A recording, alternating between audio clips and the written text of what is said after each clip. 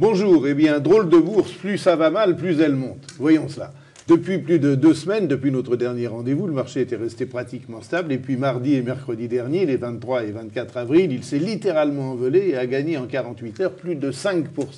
Pourquoi ? Parce que la situation économique européenne est très mauvaise. Et oui, les nouvelles alarmantes se multiplient. Même en Allemagne, on commence à souffler le chaud et le froid. En Italie, la crise politique est loin, semble-t-il, d'avoir trouvé une solution. Et en France, on n'en parle pas. Rien n'est fait pour vraiment relancer la croissance. On compte sur les autres, Amérique et émergents, pour nous servir de locomotive et nous sortir de l'impasse dans laquelle nous nous trouvons. En Espagne, on sait que c'est grave. Le problème chypriote, à son échelle, refait surface périodiquement. Le tableau est donc tellement noir que les observateurs tombent d'accord pour penser que devant le désastre, la BCE, la Banque Centrale Européenne, ne peut plus rester les bras ballants, qu'elle va renforcer sa politique monétaire déjà très accommodante en baissant encore les taux d'intérêt, en accordant davantage de temps aux pays pour réduire leur déficit. Tout cela pèsera sur l'euro et améliorera donc la compétitivité.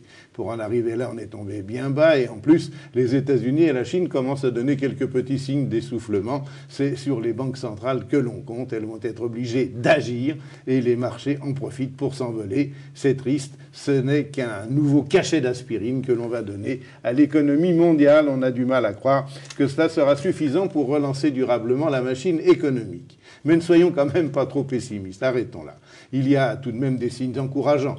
Les nouvelles économiques et les résultats des entreprises américaines, plus mitigés c'est vrai, mais ne remettent pas vraiment en cause la croissance de l'autre côté de l'Atlantique. Ça la fragilise simplement. D'ailleurs, Wall Street est encore trop près de ses records historiques. L'immobilier, l'emploi, la baisse du prix de l'énergie grâce au gaz de schiste, la hausse des actions provoquent un effet richesse. Le cercle vertueux est bouclé. Heureux Américains, espérons que cela dure. En tout cas, les marchés européens d'actions, sauf peut-être l'Allemagne, les marchés européens d'actions restent la classe d'actifs la plus éprouvée et un phénomène de rattrapage devra encore se produire. C'est pourquoi, d'ici la fin de l'année, nous pensons qu'une hausse est encore possible. Alors Jean-François, pour les gestionnaires, c'est tout de même une période qui est difficile à vivre. Hein. Vous vous adaptez à la situation ? Oui, mais je reprends ce que vous venez de dire. Une hausse est possible, mais la hausse que nous avons connue sur FCP Montpellier depuis le début de l'année, qui est une hausse de 3%, un peu plus, 3%, c'est quand même 6 ans de placement monétaire au moins. Ah, si on ramène, oui, tout à fait. Ou même en placement obligataire, d'ailleurs, aujourd'hui, on est à 1,70. Oui, donc la performance est déjà bien sympathique. C'est plus de 2 fois la caisse d'épargne. C'est plus de 2 fois la caisse d'épargne, exactement. Oui, c'est vrai. Oui, alors par contre, effectivement, nous nous adaptons, bien sûr, et on tient compte de ces nouvelles économiques.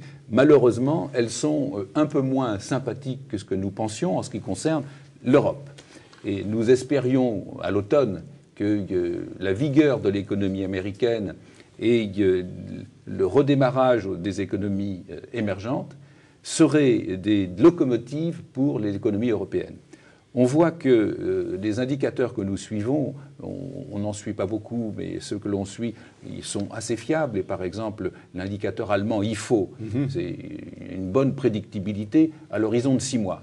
Eh bien, rien n'indique dans cet indicateur, malheureusement, que la tendance de l'économie européenne va repartir à la hausse au cours des 6 mois qui viennent. Oui, les indicateurs, ce qu'on appelle les indicateurs avancés, sont également en panne. Hein, exactement, exactement.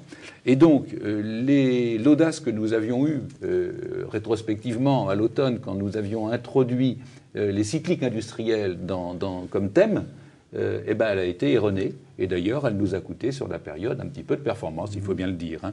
Donc nous la retirons, mais pour autant, nous ne rentrons pas, nous gardons les 3 autres thèmes, l'Amérique est de retour, les pays émergents et le pouvoir des prix, le pricing premium, comme on dit. Hein. Ces 2-là, nous les 3 gardons, nous ne rentrons pas de thème défensif, ce qui veut bien dire que nous pensons que les marchés vont monter d'ici la fin de l'année, et qu'il y a encore la possibilité, sur ces secteurs, qui sont plutôt des secteurs de croissance, d'aller de l'avant.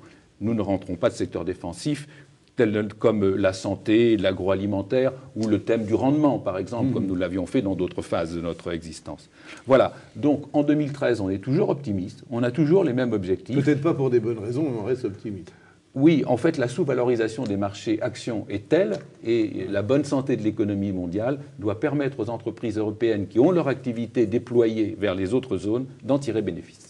Alors, Jérôme, dans tout cela, eh bien, FCP Montpellier est encore en hausse. Jean-François en parlait tout à l'heure depuis le début de l'année, hein, de 2,5%, je crois, à peu près, hier soir. Oui. Toutefois, c'est quand même un petit peu moins que ce que fait le CAC. Il est vrai que le CAC faisait hier soir 5,50, donc effectivement, c'est un retard par rapport à la performance du fonds. Alors, j'ajouterais quand même une chose, c'est que finalement, l'année dernière, le fonds avait fait 32%. Et avec une accélération sur les dernières semaines, sur la performance de certaines valeurs. Et donc, en fait, ces valeurs avaient peut-être trop surperformé l'année dernière. Et on les avait anticipées, peut-être. On les avait anticipées, et peut-être que ces valeurs ont effectivement un peu moins bien performé depuis le début de l'année. Mais ça ne retire pas la qualité des valeurs dans le portefeuille. Et puis ça ne retire pas non plus la performance depuis la création. Dans un mois, très exactement, FCP Montpellier a 3 ans, oui. Et on est en hausse, non pas de 30, mais de 29% depuis la création. C'est quand même pas si mal dans la période que nous traversons. Effectivement, ça fait une surperformance par rapport au CAC 40 de l'ordre de 20%.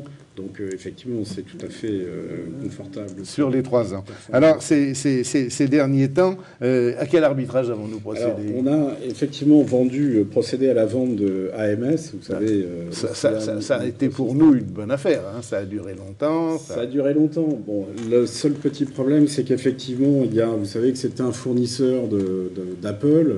30% de ses ventes. AMS, rappelons-le quand même, Austria Microsystems, c'est des puces, ça sert dans les smartphones, etc., les écrans, les tablettes. La luminosité des écrans de téléphone pour économiser l'énergie de votre téléphone. Et donc, effectivement, à la publication des ventes d'Apple, le titre a baissé. On a préféré sortir. Alors, c'est vrai que d'un autre côté, Samsung est également... Oui, parce qu'AMS, il fournit tout le monde, lui. Exactement. Mais ça n'était pas suffisant pour compenser la baisse du marché d'Apple. Donc, on a préféré sortir cette valeur. On est en train de réfléchir pour rentrer une autre valeur. Et puis, nous avons en fait renforcé certaines valeurs, notamment au ADS. Vous savez que M. Lagardère est sorti, Daimler est également sorti. Ça a été une occasion, le titre a un peu baissé sur cette annonce. Ça a été une occasion pour renforcer cette valeur. Nous avons également renforcé Sanofi, 2 valeurs du CAC 40 qui, en plus, ont une excellente visibilité sur leur activité. Tout à fait. Alors, bien, espérons que notre optimisme sera confirmé. En tous les cas, pour l'instant, on sent bien que les marchés ont du tonus malgré une situation qui est assez catastrophique. Messieurs, je voudrais vous donner rendez-vous. Le prochain rendez-vous, c'est dans une quinzaine de jours, c'est-à-dire vers le 10 mai. Messieurs, je vous remercie.